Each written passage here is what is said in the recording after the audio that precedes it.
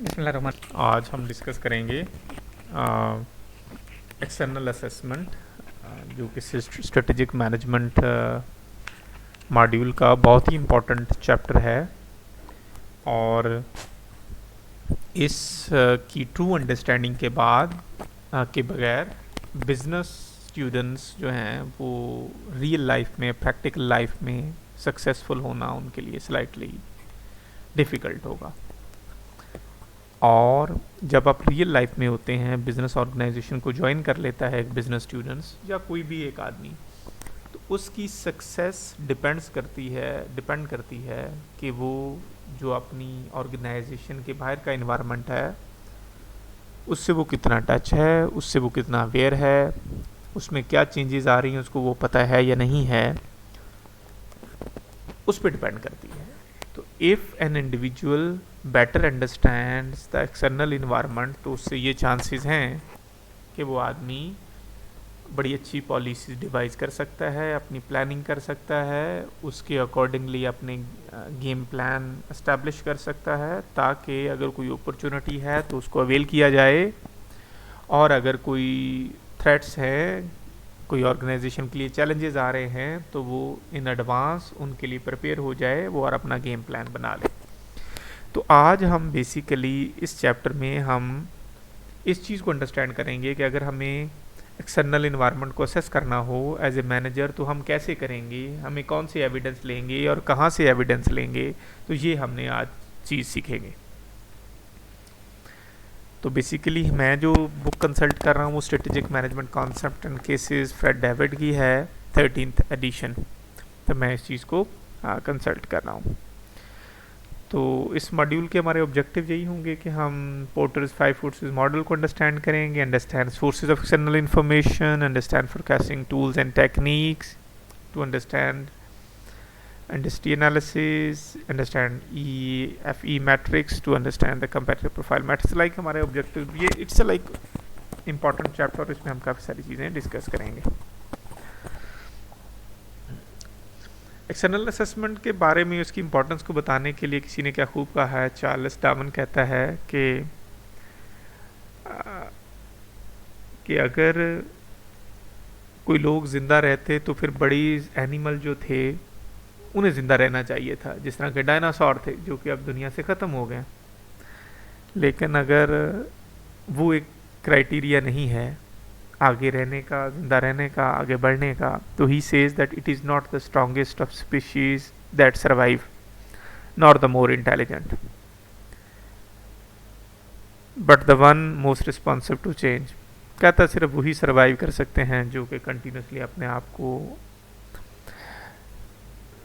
Market के accordingly, society की requirement के अकॉर्डिंगली अपने आप को एडजस्ट करते हैं, उसको रिस्पॉन्ड करते हैं, अपने आप को सोसाइटी की रिक्वायरमेंट के मुताबिक बनाते हैं, अपनी प्रोडक्ट को जो सोसाइटी की रिक्वायरमेंट है उसके अकॉर्डिंगली लॉन्च करते हैं, जो बेनिफिट्स सोसाइटी चाहती है, जो उसकी मार्केट चाहती है, जो स्टूडेंट्स चाहते हैं, जो उसके कस्टमर चाहते हैं, उसके अकॉर्डिंगली अपनी प्रोडक्ट को अगर बना रहे हैं तो दे गोना बी सक्सेसफुल, तो वो सर्वाइव कर सकते हैं। तो that's a beautiful statement. Basically जब हम एक्सटर्नल इन्वायरमेंट की बात करते हैं तो we talk about environmental scanning, external environment scanning and industry analysis की बात करते हैं। तो इनडायरेक्टली अच्छा क्वेश्चन अराइज होता है कि अच्छा हमें ये ज़रूरत क्यों पेश आती है, हमें क्यों स्ट्रेटेजिक मैनेजमेंट या एक्सटर्नल इन्वायरमेंट एनालिसिस करने की ज़रूरत है।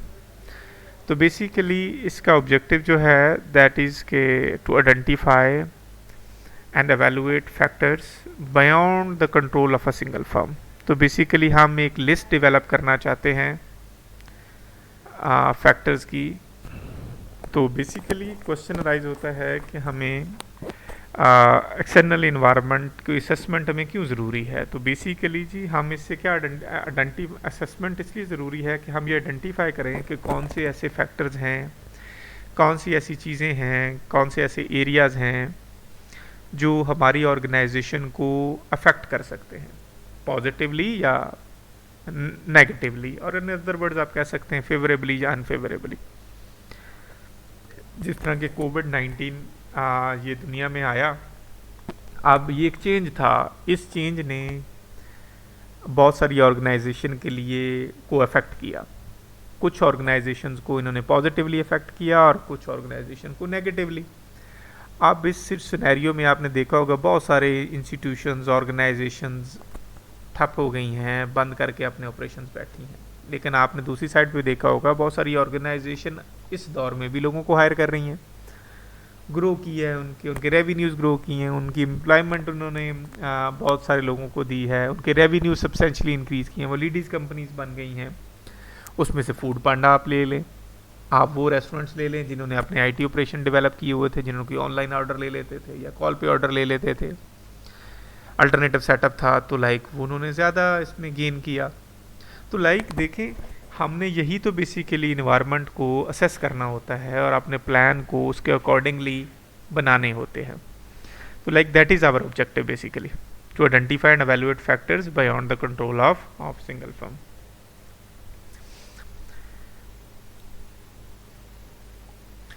अब उसको हम एवेलुएट करने के बाद जब हमने ये फैक्टर ढूंढ लिए कि कौन से फैक्टर्स हैं मेरी ऑर्गेनाइजेशन को जो इन्फ्लुएंस करते हैं, तो उसके बाद हमारा काम है कि हम उनको ग्रुप करें कि अच्छा इसमें से फेवरेबल मेरी ऑर्गेनाइजेशन के लिए कौन से हैं और अनफेवरेबल कौन से हैं, उनकी आप लिस्ट बना लें। फेवरेबल फैक्टर्स को हम अपॉर्चुनिटीज़ का नाम दे देते हैं और एक्सटर्नल फैक्टर जो अनफेवरेबल फैक्टर्स हैं हम उनको थ्रेट्स का नाम दे देते हैं। तो इट मीन्स हमने ये आइडेंटिफाई करना होता है एक्सटर्नल असेसमेंट की बेसिस पे कि कौन से ऐसे फैक्टर्स हैं which are positively affecting the performance of which are favorable for the organization, and कौन से ऐसे factors हैं which are unfavorable for the organization। तो हमने इन सब को देखना होता है, तो हम लिस्ट बना लें, बल्कि उनको भी प्रायोरिटाइज हमें कर लेना चाहिए। मेरी तो ये सजेशन है कि जब आप फैक्टर्स को ट्रेस आउट कर लें, उनकी ग्रुपिंग कर लें कि ये एक्सटर्नल फैक्टर है, ये जब इंटरनल फैक्टर है, तो हमें उनकी भी ग्रुपिंग कर लेनी चाहिए और उनकी ग्रुपिंग को भी हमें कर लेनी चाहिए कि अच्छा ये बहुत ज़्यादा इन्फ्लुएंस करते हैं, इनका इम्पैक्ट बहुत ज़्यादा है, इनका इम्पैक्ट मॉडरेट है, इनका इम्पैक्ट मिनिमम है। इसी तरह अपॉर्चुनिटीज़ को भी हमें ट्रेस आउट कर लेना चाहिए, उसकी भी ग्रुपिंग कर लें, उनकी भी कैटेगरी बना लें, उनको भी हम किसी ऑर्डर में लिख लें कि अच्छा ये वो अपॉर्चुनिटीज़ है जिसका बहुत ज़्यादा फ़ायदा होगा, ये जो अपॉर्चुनिटी है जिसका लाइक मॉडरेट लेवल का बेनिफिट होगा, और इसका ऐसी अपॉर्चुनिटी जिसका मिनिमम एडवांटेज होगा। तो अब हमने जब ये आइडेंटिफाई कर लें तो हमने अब लॉजिकली बात ऐसी है कि वो चीज़ जो हमें ज़्यादा बेनिफिट दे रही है ऑर्गेनाइजेशन को, तो हमें उस पर ज़्यादा इन्वेस्ट करना चाहिए एज़ कम्पेयर टू हम ऐसी अपॉर्चुनिटी पे इन्वेस्ट करें जो कि इतनी लॉन्ग लास्टिंग ना हो और जिसका लाइक फाइनेंशियल इम्पैक्ट लाइक कुछ ज़्यादा ना हो। इसी तरह अगर हम थ्रेट्स की बात करें तो वो चीज़ जो हमारे लिए सबसे ज़्यादा ख़तरनाक है, तो हमें सबसे पहले उस चीज़ का बंदोबस्त करना चाहिए, उसको हमने टैकल करना चाहिए ताकि हम उससे बच सकें। फॉर एग्ज़ाम्पल एक आदमी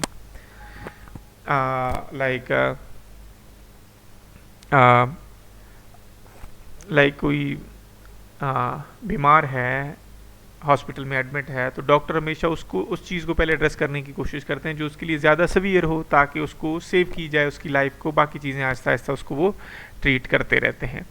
तो लाइक तो that is our objective basically of external assessment, कि हम फैक्टर्स को आइडेंटिफाई कर सकें जो कि हमारे कंट्रोल में नहीं होते। एक्सटर्नल इन्वायरमेंट में कोई जो भी चीज़ें होती हैं वो हमारे ऑर्गेनाइजेशन के कंट्रोल में नहीं होती।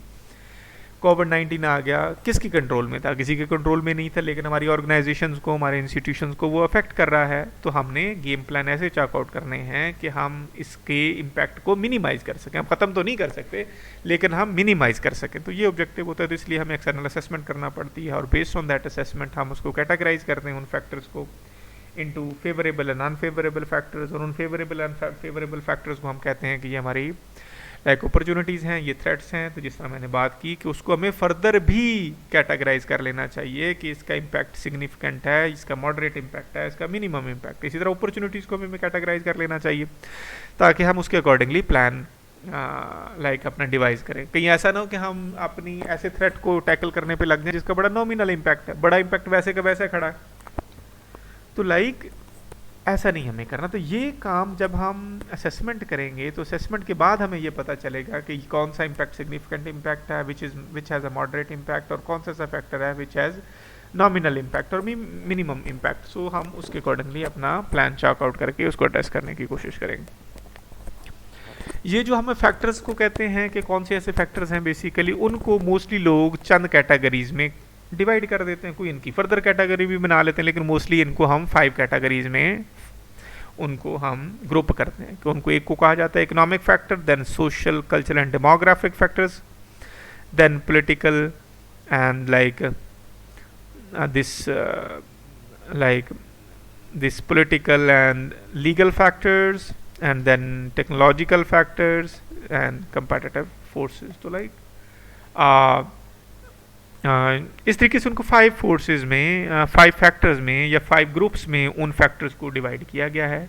और ये फैक्टर्स अनकंट्रोलेबल फैक्टर हैं ऑर्गेनाइजेशन के कॉन्टेक्स्ट में, क्योंकि कुछ चीज़ें होती हैं जो ऑर्गेनाइजेशन के कंट्रोल में होती हैं। वो कौन सी है? मसलन अपनी प्रोडक्ट को चेंज करना, उसका लोगो चेंज करना, उसके बेनिफिट्स को चेंज करना, फीचर चेंज करना, प्रोडक्ट का डिज़ाइन चेंज करना, डिस्ट्रीब्यूशन की स्ट्रेटजीज को चेंज करना, मार्केटिंग स्ट्रेटजीज को चेंज करना, क्योंकि ये कुछ फैक्टर है जो ऑर्गेनाइजेशन के कंट्रोल में है।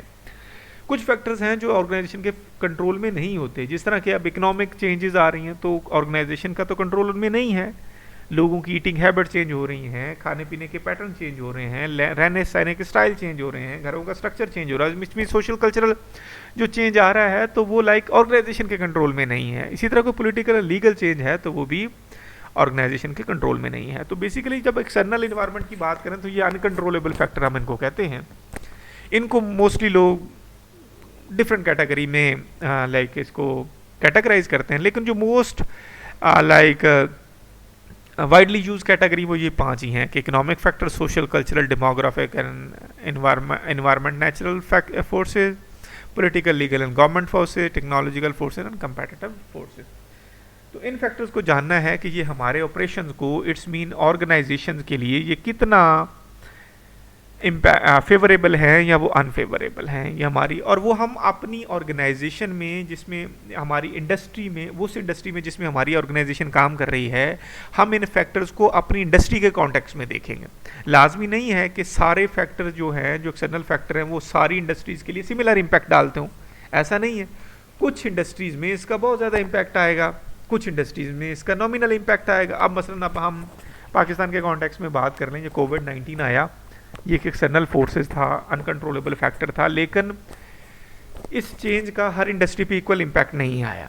अब मैं कहूँगा स्कूल्स कॉलेजेस बंद हो गए, इन और प्राइवेट इंस्टीट्यूशन को बड़ा इसमें सब्सटेंशियल लॉस हुआ है, उसके लिए बहुत ज़्यादा इसका इम्पैक्ट है। लेकिन वो जो लोग मतलब रिटेलर थे, स्मॉल रिटेलर, वो इस दफ़ा बच गए, उन्हें इस चीज़ का बड़ा फ़ायदा हुआ, क्योंकि बड़े बड़े आउटलेट, बड़े बड़े जो शॉपिंग मॉल थे वो बंद हो गए, तो उसकी वजह से स्मॉल रिटेलर को बेनिफिट हुआ, ग्रोसरी शॉप्स को पर्टिकुलरली बेनिफिट हुआ। लेकिन जो रेस्टोरेंट्स थे वो गवर्नमेंट ने बंद कर दिए लॉकडाउन ड्यूरेशन के दौरान, तो उन चीज़ों पे उसी चीज़ का बहुत ज़्यादा इम्पैक्ट हुआ। इसी तरह जो ऑनलाइन को बिजनेस कर रहे थे उनके लिए बड़ा फेवरेबल हुआ ये चेंज, लेकिन बाकी जो ऑर्गेनाइजेशन है जिनके कोई ऑनलाइन ऑपरेशन नहीं थे या आईटी ऑपरेशन को वो अपने बिजनेस ऑपरेशन में उन्होंने इंक्लूड नहीं किया था, तो उन ऑर्गेनाइजेशन के लिए तो बड़ा नेगेटिव इम्पैक्ट था। तो ये कहने का मकसद ये है कि ये जो एक्सटर्नल फोर्सेस हैं, इनका लाजमी नहीं है कि सारी ऑर्गेनाइजेशन में सिमिलर इम्पैक्ट होगा, तो it might have a differential impact, उसका मैग्नीट्यूड वेरी कर सकता है, और डेफिनेटली होता भी है। ये जो मैंने एग्जांपल दी हैं वो बेसिकली क्लियरली इंडिकेट करती हैं कि चेंज का इम्पैक्ट सारी इंडस्ट्री पे एक जैसा नहीं है, तो यही हमने करना। अब जो नेक्स्ट है ना, अब हमने ये तो जान लिया कि इसका पर्पस क्या है, क्यों करते हैं, लेकिन एक और चीज़ है जो हमें जानने की ज़रूरत है कि हम ये जानें कि अच्छा करते कैसे हैं, ये बातें हमें कहाँ से मिलेंगी, हम कहाँ से ये ढूंढेंगे चीज़ें और क्या करेंगे बेसिकली। तो ये हमने ये प्रोसेस को लर्न करना है। और मैं एक चीज़ बता दूं कि ये चीज़ें ऐसा नहीं है कि it is written over the wall और आप आसानी से चीज़ों को पढ़ सकते हैं और लिखी होंगी तो आप कह सकेंगे अच्छा ये फैक्टर्स हैं जो मेरी ऑर्गेनाइजेशन को इम्पैक्ट कर रहे हैं।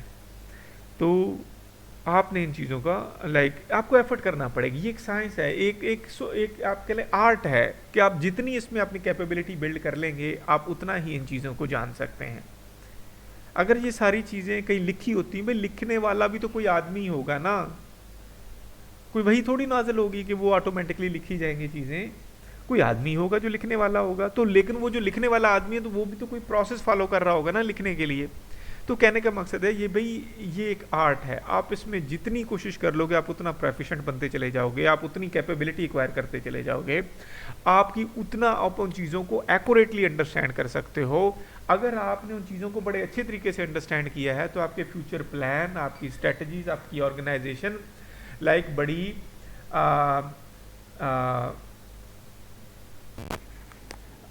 अच्छा जी, अब क्वेश्चन ये राइज होता है कि अच्छा हम ये काम कैसे करेंगे। तो इसको काम करने के लिए भाई ये आर्ट है, जितना हम इसमें काम करते चले जाएंगे उतनी ही हम इसमें प्रोफिशिएंट होते चले जाएंगे, उतना ही हम एक्सटर्नल एनवायरनमेंट का बड़े अच्छे तरीके से और एक्यूरेट असेसमेंट हम कर पाएंगे। तो वो हमने उस आर्ट को सीखना है। तो इस लेक्चर में भी हम वही आर्ट ही बेसिकली डिस्कस करेंगे। मसलन अब इसमें है कि गैदर कंपेटिटिव इंटेलिजेंस। अब भाई ये कहाँ से, ये कंपेटिटिव इंटेलिजेंस को हम कहाँ से ये इसको गैदर कर लें। तो बेसिकली इसके लिए आपको इंफॉर्मेशन सोर्सेज चाहिए होंगे, और इंफॉर्मेशन कहाँ से मिलेगी, इंफॉर्मेशन डिफरेंट सोर्सेज से मिलेंगी। इंफॉर्मेशन कहाँ है, वो आप किसी मैगजीन से मिलेगी, रेलिवेंट मैगजीन से, किसी ट्रेड जर्नल से मिलेगी, न्यूज़पेपर से मिलेंगी, आपको वेबसाइट से मिलेंगी, लाइब्रेरी से मिलेंगी, तो ये इंफॉर्मेशन डिफरेंट सोर्सेज पे अवेलेबल होंगी। ये कोई ऐसी एक जगह पे एक कंपाइल करके नहीं रखी होंगी। तो वो आपने वो आर्ट सीखना है, उस इंफॉर्मेशन को, जो भी रेलिवेंट इंफॉर्मेशन है जो आपकी इंडस्ट्री से रेलिवेंट हो सकती है, आपने उनको लिखते चले जाना है, उनको आपने इकट्ठा करते चले जाना है, उनको असिमिलेट कर लें आप, उनको जनाब इकट्ठा करें सबको, फिर उनको एवेलुएट करें। अच्छा जी, उसमें ऐसा भी होगा कि आपने एक ही इन्फॉर्मेशन 2-3 डिफरेंट सोर्सेज से कलेक्ट की है, और 2-3 डिफरेंट सोर्सेज से इकट्ठा करेंगे तो ज़ाहिर है उसमें आपको कन्फ्लिक्टिंग इन्फॉर्मेशन भी आएंगी कि एक इन्फॉर्मेशन कुछ कह रही होगी, second information is talking about something different. तो ये जो कन्फ्लिक्टिंग सिचुएशन अराइज होगी, आपने उसको कैसे टैकल करना है। तो वो बेसिकली आप लॉजिकली उसको देखेंगे कौन सी चीज़ ज़्यादा यूज़फुल है, उसको फर्दर वेरीफाई करेंगे, उस कॉन्फ्लिक्ट को रिजॉल्व करने के लिए हो सकता है आपको और इन्फॉर्मेशन इकट्ठी करेंगे, और then you came to the conclusion. तो बेसिकली ये आपने काम करना है। तो ये इन्फॉर्मेशन कहाँ से आएंगी, कैसे आएंगी, तो it is this information available on different sources जिन्होंने अपने हिसाब से बनाई। आप उधर से इन्फॉर्मेशन लेके उसको कंपाइल करके अपनी ऑर्गेनाइजेशन के कॉन्टेक्स्ट में उसको देख सकते हैं कि अच्छा इसका क्या इम्पैक्ट है। तो जब आप ये कर लेंगे तो that results in a list of the most important की एक्सटर्नल फैक्टर। तो जब भी आप इन्फॉर्मेशन गैदर करेंगे तो ये आपके बेसिकली एक्सटर्नल फैक्टर्स हैं, और जब ये फैक्टर्स आ जाएंगे तो देन आप इनको ग्रुप करोगे फेवरेबल और अनफेवरेबल फैक्टर्स में। एक्सटर्नल ऑडिट की बेसिस पे आप अपने जो भी लॉन्ग टर्म या शॉर्ट टर्म ऑब्जेक्टिव्स हैं आप उनको अचीव कर पाओगे। अदरवाइज जो भी आपके ऑब्जेक्टिव्स हैं उनको शायद ऑर्गेनाइजेशन के लिए उनको अचीव करना मुश्किल हो सकता है। तो आपने एक्सटर्नल फैक्टर की असेसमेंट, मैंने जिस तरह के स्टार्ट ऑफ द लेक्चर भी मैंने ये डिस्कस किया और बताया कि ये बहुत ही इंपॉर्टेंट है। तो आपने इसको एक्यूरेट अंडरस्टैंड करना है। और ऑर्गेनाइजेशन की performance basically depending industry performance पे करती है। इंडस्ट्री में क्या हो रहा है, इंडस्ट्री में चीज़ें कैसे चल रही हैं, तो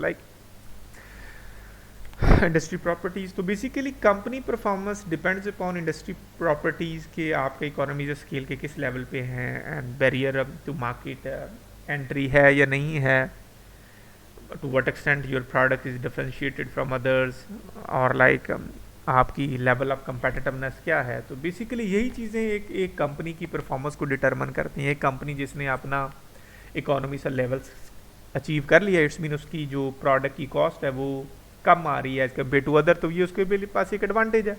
फिर वो जनाब अपनी एक उसकी प्रोडक्ट डिफरेंशिएशन भी है, वो उसकी एक ख़ास कंपेटिटिवनेस है कि वो क्वालिटी में अच्छे हैं, उनकी बेनिफिट्स बहुत अच्छे हैं, वो अपनी डिस्ट्रीब्यूशन उनकी बहुत अच्छी है, मार्केटिंग बहुत अच्छी है। तो अगर ऐसे फैक्टर्स भी हैं तो वो उनकी अगर स्ट्रेंथ भी है और कुछ क्वालिटी डिफरेंशिएशन भी है तो डेफिनेटली वो कंपनीज ज़्यादा सक्सेसफुल होंगी एज कम्पेयर टू अदर्स।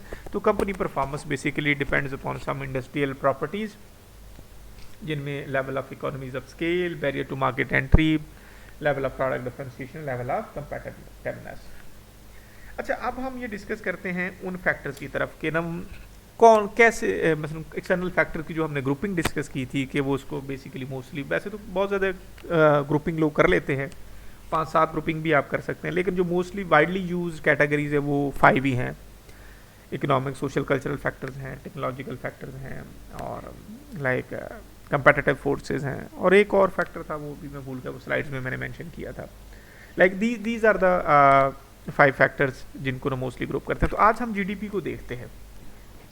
तो जीडीपी बेसिकली क्या है? अब इस चीज़ को करने के लिए भी आपको ना थोड़ा सा एक एफर्ट करनी चाहिए। आप लाइक गूगल में जाएं और लाइक उधर लिखें जीडीपी, ताकि आप अंडरस्टैंड कर सकें कि जी जीडीपी है क्या। अब देखें, नहीं आप इसको अंदाजा हो जाए कि GD gross domestic product is the monetary value of all finish goods and services with in a country during a specified period of time. अब ये देखें कितनी अच्छी बात है, अब हमें इसकी क्लैरिटी हो जाती है कि basically monetary value of all finish goods and services made with in a country during specified period, वो साल का है, वो 6 माह का है। तो मोस्टली जीडीपी के 1 साल के लिए ही चेक की जाती है। तो आप 6 माह में भी जीडीपी चेक कर लेंगे, 6 माह में क्या असर हुआ कि हमने सर्विसेज में क्या प्रोड्यूस किया, फिनिश गुड्स एंड सर्विसेज, कि हमने ओवरऑल जनरेट क्या किया, हमारी प्रोडक्शन क्या है, बेसिकली हम कितना लाइक जनरेट कर रहे हैं प्रोडक्ट्स एंड सर्विसेज एक मुल्क में, और उसके हमने मॉनेटरी वैल्यू को बेसिकली जीडीपी कहते हैं। अब एक कंपनी जो अपनी प्रोडक्ट्स और सर्विसेज उनकी बहुत ज़्यादा है, तो इट मीन्स कि उनकी मॉनेटरी वैल्यू भी ज़्यादा होगी। तो अगर मॉनेटरी वैल्यू ज़्यादा तो इट्स मीन उनकी जीडीपी भी ज़्यादा है। अगर कोई लोग लाइक अपनी ज़्यादा प्रोडक्ट्स एंड सर्विसेज बना रहे हैं, तो इट मीन्स वो हमसे बेहतर है। और वो कंट्री जो अपनी प्रोडक्ट्स एंड सर्विसेज दूसरे कंट्री से कम बना रहा है, तो इट्स मीन कि भाई वो काम कम कर रहे हैं, उनकी प्रोडक्शन लाइक कम है, उनके जीडीपी कम है, उनकी मॉनेटरी वैल्यू कम है। तो ये लाइक एक वन इंडिकेटर है। अब हमें ये पता चलेगा कि GDP is basically product and services produce by a country with in a specific time period. और वो टाइम पीरियड मैंने कहा तो कुछ भी हो सकता है, नॉर्मली इसको 1 साल लिया जाता है कि 1 साल में एक मुल्क ने कितनी प्रोडक्ट एंड सर्विसेज बनाई और उनका मॉनेटरी वैल्यू क्या आती है, कि अगर पैसों की टर्म्स में हम उसको देखें तो वो कितने डॉलर्स बनते हैं, कितने रुपीस बनते हैं। तो like that is called GDP. अच्छा, अब हमने ये देखना है जीडीपी बेसिकली कंट्री के कॉन्टेक्स्ट में भी इंपॉर्टेंट होता है, लेकिन ये बेसिकली क्रॉस कंट्री कंपैरिजन के लिए ज़्यादा इस्तेमाल होता है ये वेरिएबल। कि अगर फॉर एग्जांपल आप बैठे हैं और आपने इन्वेस्ट करना है कि आपने कोई $1 बिलियन इन्वेस्ट करने हैं, वो तो आप डेफिनेटली मुख्तलिफ कंट्रीज में देखोगे। आप एक कंट्री में नहीं लगाओगे पैसा, आप देखोगे कि अच्छा कौन सा कंट्री में मुझे ये इन्वेस्टमेंट करनी चाहिए। तो उनमें से सबसे जो पहला इंडिकेटर आता है जीडीपी देखते हो आप मुख्तलिफ कंट्रीज की, कि एक मुल्क कितना प्रोडक्ट एंड सर्विसेज बना रहा है। तो उस बेसिस पे आपको उसका अट्रैक्टिवनेस लेवल आप डिटरमिन कर सकते हो कि इसमें कंपटीशन प्रोडक्ट एंड सर्विसेज ज़्यादा बन रही हैं। फिर आप देख सकते हैं कि अच्छा वो प्रोडक्ट एंड सर्विसेज तो बना रहे हैं, और कौन सी बना रहे हैं, क्या उसमें कोई रूम है। हो सकता है कि आप ऑलरेडी कोई बिजनेस रन कर रहे हो और उस तरह का काम उन कंट्रीज में ना हो, तो इट्स मीन रूम तो है, फिर आप उसे ऐसे कंट्री में जा सकते हो। तो GDP basically cross country comparison के लिए चेक किया जाता है कि किसमें कितना इकोनॉमिक एक्टिविटीज़ जनरेट हो रही हैं। अब अगर आपकी कोई टेक्निकल सर्विसेज हैं, से आईटी रिलेटेड सर्विसेज हैं, ऐसी इकोनॉमीज जिनमें लाइक जीडीपी बहुत ज़्यादा है, तो उनमें आईटी सर्विसेज भी ज़ाहिर उनको चाहिए होंगी। तो अगर आप आईटी सर्विसेज दे रहे हो तो आपका डेफिनेटली टारगेट वो कंट्रीज होंगी जिनकी जीडीपी बहुत ज़्यादा है, एज कम्पेयर टू वो कंट्रीज जिनकी जीडीपी कम है। आप उनको कहेंगे यार इधर मैं नहीं इनसे कॉन्टैक्ट करता। क्यों? क्योंकि आपने तो अपनी प्रोडक्ट बेचनी है, आईटी रिलेटेड प्रोडक्ट्स, और आईटी रिलेटेड प्रोडक्ट्स मोस्टली उन्हीं कंट्रीज में ज़्यादा बिकेगी जिनकी जीडीपी ज़्यादा है, या जिनमें ऑपरेशन ज़्यादा हैं, या जो ऑर्गेनाइजेशन बड़ी हैं जिन्हें आईटी ऑपरेशन चाहिए बेसिकली। तो लाइक ये क्रॉस कंट्री कंपैरिजन के लिए यूज़ होता है। लेकिन इससे हटके भी हम अपने कंट्री के कॉन्टेक्स्ट में भी ये देख सकते हैं कि अच्छा लॉन्ग टर्म में कि क्या हमारा मुल्क या हमारा कंट्री जो है वो आगे जा रहा है या नहीं जा रहा, इसकी ग्रोथ क्या है, इसमें कोई बेहतरी आई है या नहीं आई। तो उसके लिए भी हमें एटलीस्ट 5 ईयर का डेटा होना चाहिए। और 5 ईयर का डेटा करने के लिए, सॉल्व करने के लिए आपको क्या करना चाहिए? सबसे पहले तो बेसिकली आप एक एक्सेल शीट बनाएं, और एक्सेल शीट में आप अब मैं ना आपको ये बताता हूँ कि आप कैसे एनालिसिस कर सकते हो, क्योंकि ये एक आर्ट है। और जिस तरीके से मैं करूँगा लाजमी नहीं है कि भाई ये एक्सेलेंट चीज़ है, आप इससे और बेहतर तरीके से भी आप इसको कर सकते हैं। तो आई एम राइटिंग ईयर, तो आप ईयर लिख लें। अब हम आज बैठे हैं 2020 में, तो हम स्टार्ट कर लेते हैं 2015 से। 2015, 2016, 2017,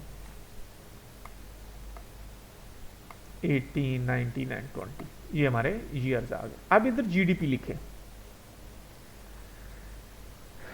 उसकी उस कंट्री की इन सालों में। तो हम अब पाकिस्तान का देखना चाहते हैं, से पाकिस्तान में आप लिखें जीडीपी अब पाकिस्तान इन 2000 से 19 में कर लें, 18 में कर लें, हमने 5 सालों का वैसे डेटा जब भी आप लें तो 5 सालों का डेटा लें। ये जी हमारे पास जीडीपी आ गया है। अब ये पता नहीं कहाँ से है, लेकिन हमने कोई रिलायबल सोर्सेज आप ज़रूर यूज़ किया करें, जो भी आपने यूज़ करना है तो लाइक सोर्सेज रिलायबल होने चाहिए। ये trading economy, trading like country economy, GDP, ये ज़्यादा, ये डेटा वर्ल्ड बैंक, ये और भी ज़्यादा यूज़ लाइक ऑथेंटिक हो सकता है। या हम लाइक हमने मीन टू से कि जो जिस बेसिस पे हमने ये एनालिसिस करना है वो ऑथेंटिक सोर्स होने चाहिए। अगर सोर्स ही ऑथेंटिक नहीं है तो फिर हमने उसकी बेसिस पे जो हमने कंक्लूजन विड्रॉ करेंगे वो भी बड़े मिसलीडिंग किस्म के होंगे। तो लाइक हमने ये कोशिश करनी है कि लाइक हमारा डेटा ऑथेंटिक होना चाहिए। अच्छा जी, ये जी जीडीपी इन्होंने ना मेरे ख्याल में ये वर्ल्ड बैंक से हम ले रहे हैं। आप देखें टॉप पे देख सकते हैं कि we are taking data from collecting data from world bank. तो लाइक ये ज़्यादा रिलायबल है। तो अब हमारा जो ऑब्जेक्टिव था, ये देखिए ये तो बहुत ही पुराना डेटा हमें मिल रहा है। तो हमारा था ऑब्जेक्टिव 2015 में, तो 15 में हमारी जो जीडीपी थी, सॉरी ये जीडीपी नहीं दे रहा, कुछ और दे रहा है जीडीपी, ये जीडीपी ग्रोथ दे रहा है। चलें जी, ये ज़्यादा अच्छा है, हमें वैसे उसमें ग्रोथ में कन्वर्ट करना था। अगर वो जीडीपी ग्रोथ में ही दे रहा है तो ये ज़्यादा अच्छा है। तो हम ग्रोथ ले लेते हैं जी, जीडीपी ग्रोथ। जीडीपी ग्रोथ 2015 में 4.73 थी, 4 पॉइंट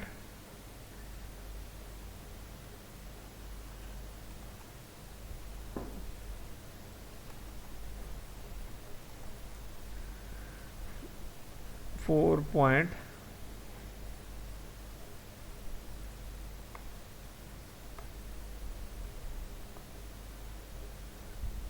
4.73%।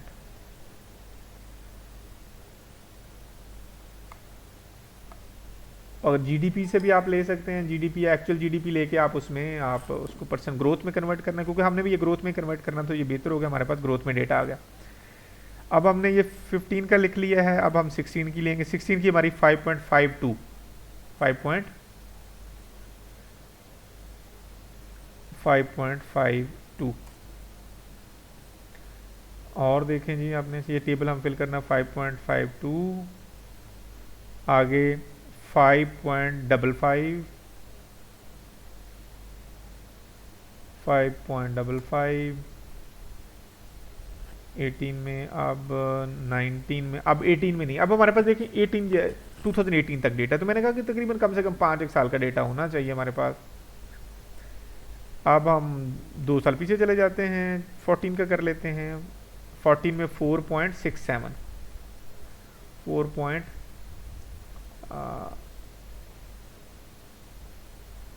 4.67%।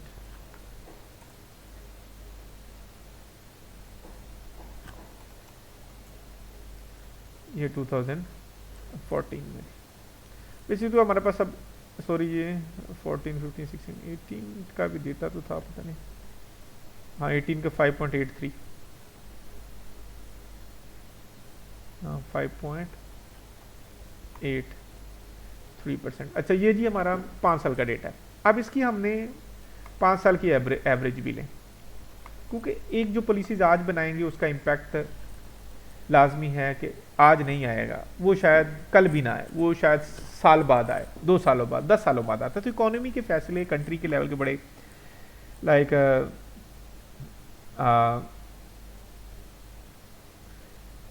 Long term decision. तो हम इसको लिख लेते हैं, इनकी हम एवरेज ले लेते हैं।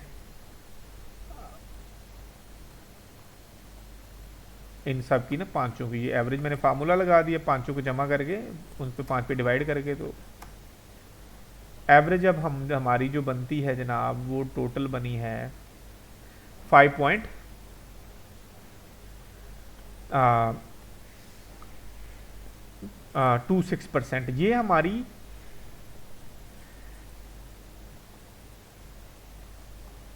5 ईयर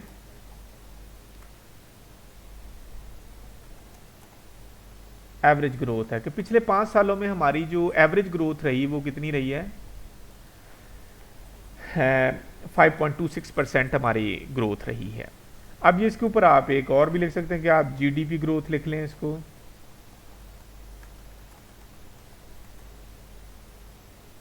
एक बनाने के, एक समरी बनाने का भी एक मेथड है, एक आप उसको ना बड़ा पॉजिटिवली एक अच्छी सी समरी बनाया करें।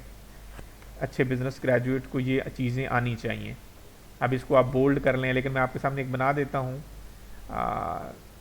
It is very important. अब इसके ऊपर आप एक आप ये लगाएं, आप टेबुलर फॉर्म में चीज़ों को प्रेजेंट करना भी सीखें। अब आप देखें, इसको हम प्रिंट प्रीव्यू करके देखते हैं तो हो सकता है कि हमें I don't know print preview कैसे, ये आ गया जी। अब देखें थोड़ा सा ना अभी भी एक साइड पे आप कॉर्नर पे आप देख सकते हैं स्पेस थोड़ी सी ज़्यादा है, तो आप इसको थोड़ा सा और प्रेजेंटेबल फॉर्म में बनाए चीज़ों को। इट लुक लाइक ना अल्यूरिंग टेबल्स हों।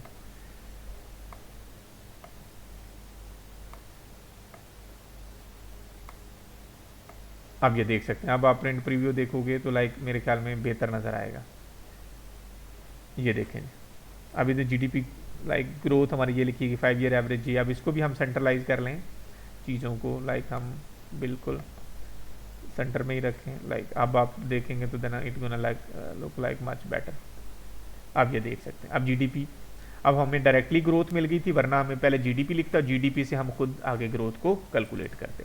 तो अब हमारा ये जीडीपी, आप इसको कलर कर दें, आप इसको ये करना है, थोड़ा सा हाईलाइट करना है तो ये हाईलाइट कर दिया। अब इसी तरह हम एक और टेबल बनाते हैं, इसी को कॉपी कर लें आप चाहे, मैं नीचे लिख रहा हूँ ताकि ले जी हमने इसको कॉपी कर लिया। अब हम इन्फ्लेशन का बना लेते हैं।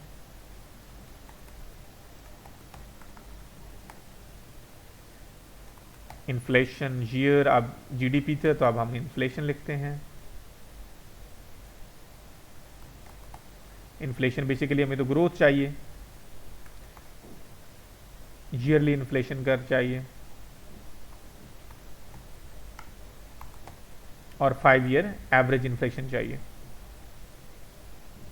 5 ईयर एवरेज ग्रोथ जो भी है हमारे पास है, तो हम उसको अब हमने ये देखना है कि हमारे पास वो कौन कौन सी है डेटा अवेलेबल है।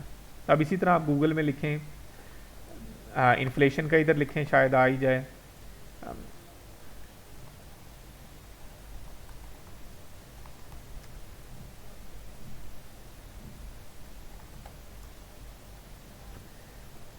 गूगल में लिख के देख लें जी इसको, ताकि मकसद ये है कि हमने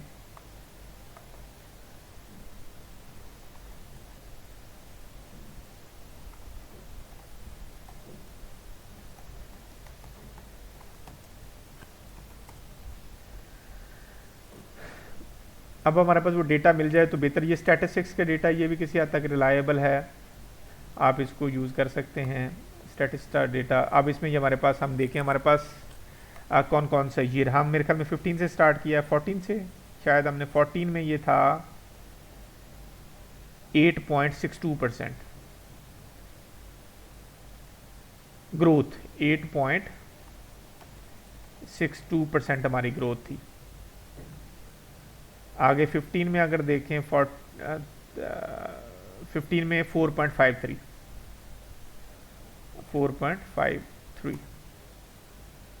देन 16 में हमारे पास 2.68 2.86 है, इसको ठीक कर लेंगे। ये 16 में 2.86 और देन 17 में 4.15 4.15, ये 86 था, 68 नहीं है। देन 18 में हमारे पास 3.93, 18 में 3.93। अब आप देख लें तो इसमें हमें ये लगेगा कि थोड़े से हालात हमारे बेहतर हुए 14 से लेके 18 तक। क्यों? आप देखें एवरेज जो ग्रोथ रही है वो ये है, जीडीपी ग्रोथ 5.26 हमारी एवरेज ग्रोथ जो बनी, और लेकिन हमारी इन्फ्लेशन 4.82। इट मीन्स कि जो हमने प्रोडक्शन की वो तकरीबन हमारी जो इन्फ्लेशन है उससे कंपैरेटिवली बेहतर थी।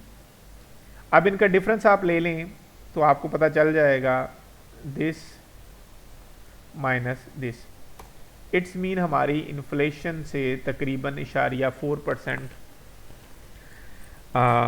हमारी ग्रोथ थोड़ी सी कंपैरेटिवली उससे ज़्यादा है। अगर ये ग्रोथ हमारी कम होती, इन्फ्लेशन ज़्यादा होता, तो इसका मतलब है कि हम और नीचे चले गए, प्लस में हम और नीचे चले गए। तो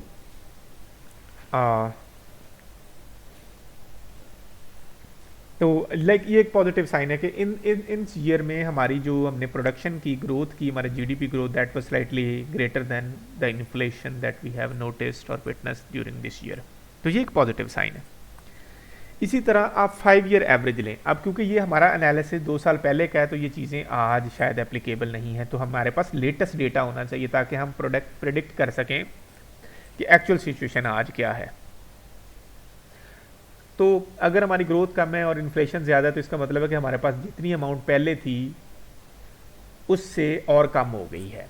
अब ये देखा जाए तो इसका मतलब है हमारी सिर्फ इनकम हर साल तकरीब, पूरे पाकिस्तान की बात कर रहा हूँ, अब इसका मतलब ये नहीं है कि मेरी भी इनकम इतनी ही बड़ी होगी। अब हो सकता है कि आपकी इनकम डबल हो गई और मेरी इनकम उतनी ही खड़ी हो, लेकिन हम दोनों की मिलाने के बाद ये लगेगा कि बढ़ गई है। ऐसा भी हो सकता है कि 4 पाकिस्तानी में से 10 पाकिस्तानियों में से 1 पाकिस्तानी की इनकम बड़ी हो और वो अच्छी खासी बढ़ गई हो, लेकिन बाकियों की इतनी बड़ी ना हो। लेकिन सबको जब एवरेज करेंगे तो हम सब के बारे में कह देंगे अच्छा सबकी इनकम जी 2% बढ़ गई। हालांकि वो 2% जो बढ़ रही है हम किस बेसिस पे कह रहे हैं, हम सारों का इकट्ठा करके कह रहे हैं।